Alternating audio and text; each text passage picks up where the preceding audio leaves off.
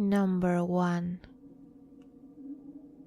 My strange story took place on the 26th of September 2009.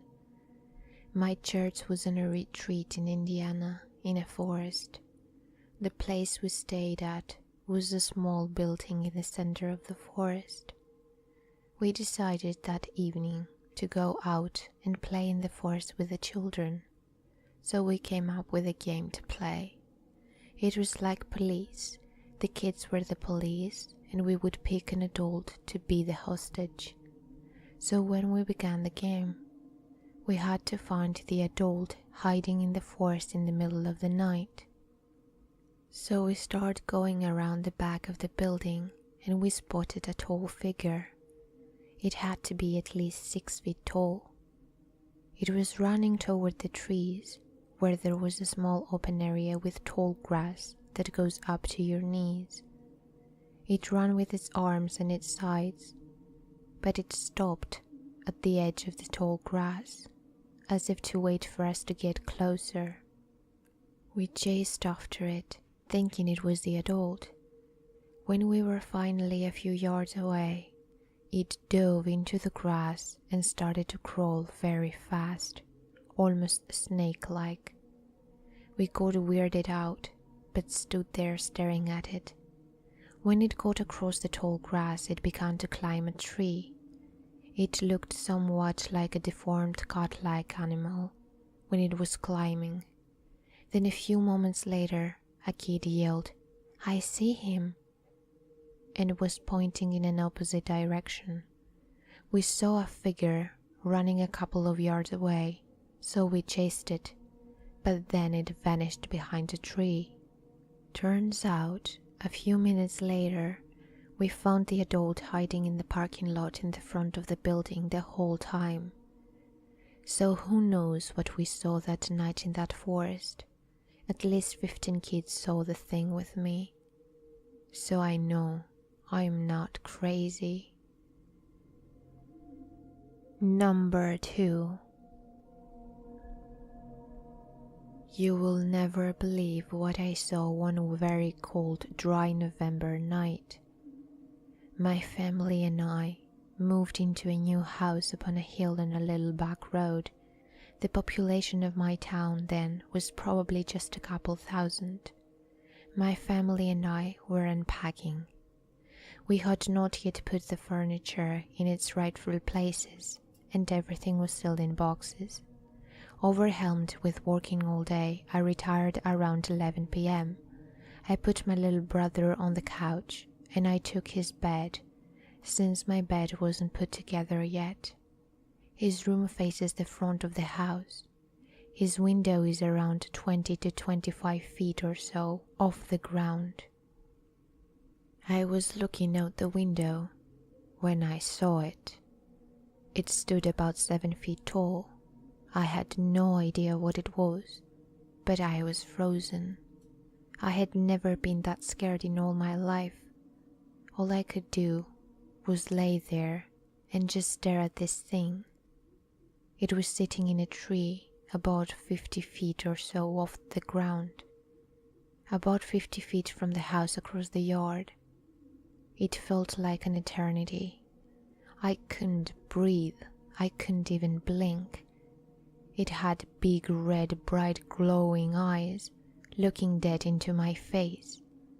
I finally worked up enough courage to close my eyes and put my head under the covers, when all of a sudden, this thing smacked the window. I went through the house screaming, "There's something outside!" I was crying. My mom and dad looked at me and said, "What's wrong with you? It looks like you have seen a ghost." My face was snow white. I said, "I don't know what it was, but please, Daddy, don't go outside." I begged and I begged. He came back in and said there was nothing out there. I kept screaming, saying, "Yes, there is."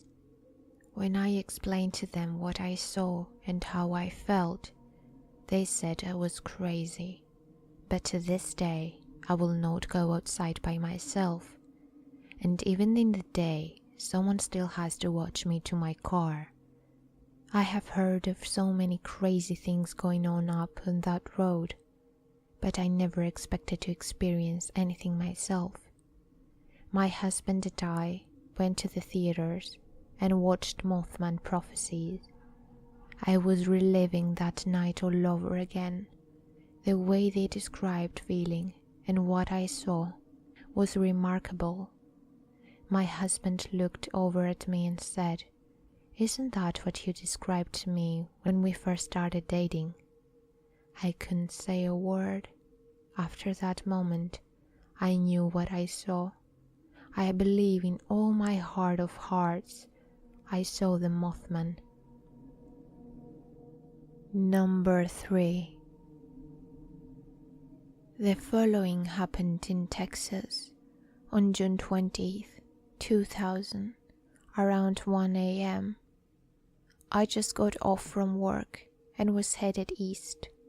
On this road, there is a 90-degree turn, and at times you have to watch because cattle might be out and on the road. That morning, that's what I thought had happened. No one else was on the road, but I saw red eyes that would look at the truck lights and look down over and over, and I knew something was not right.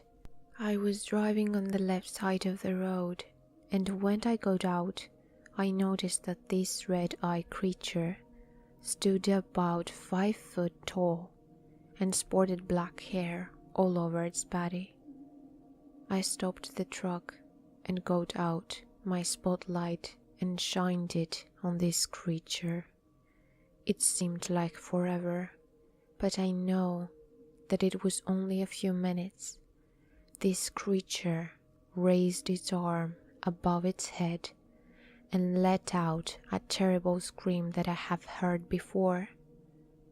It turned around and went behind a house and left. I have heard the sound before, just a few miles from this location. I have traveled this road many times, hoping to see this creature again, and never have.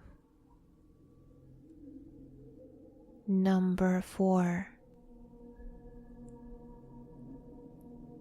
In late October 1995, Tango and his family, including the dog, were searching for a suitable camping spot in the White Mountain of Arizona.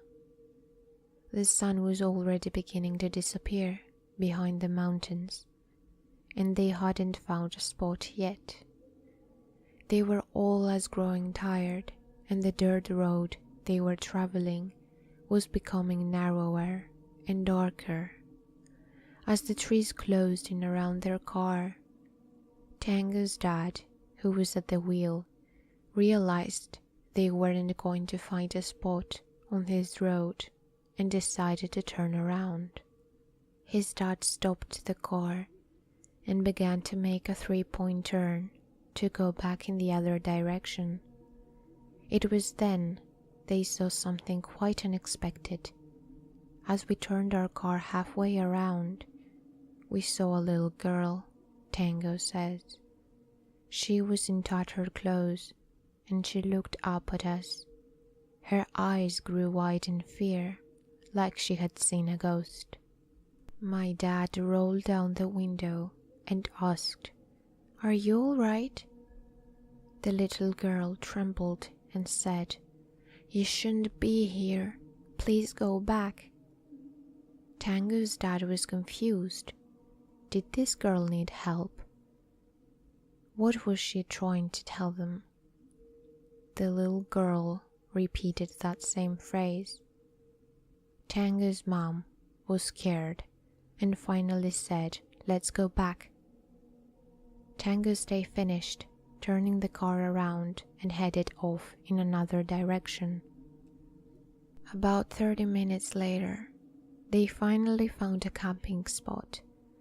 Oddly, no one seemed to feel tired anymore.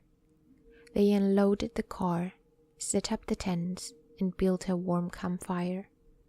As they sat around the fire, they couldn't help trying to sort out their experience with the strange girl. Suddenly, Tango's dad said, "Shh." His mom chuckled because he was always making jokes. But he was serious. His face went white, and it was clear that they were all struck with the feeling that they were being watched. I looked around the forest, my heart pumping fast. Tango vividly recalls. I didn't hear anything, but I was scared. A spine-chilling roar came from the woods. What was it? Tango was on the verge of screaming in terror. The bushes rustled, and something bolted out of the forest and into the light of the fire. It had sharp teeth and no fur, Tango says. It was the size of a bear, but its eyes were yellow. I was frozen in fear. It stood for 10 seconds in the light, then galloped off into the forest. I was horrified. My dog was whimpering. This was the most horrifying experience in my life. This creature was extremely skinny.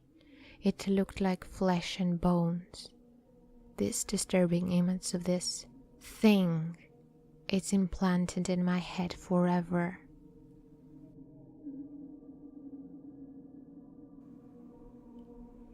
Hey there, and thank you so much for listening.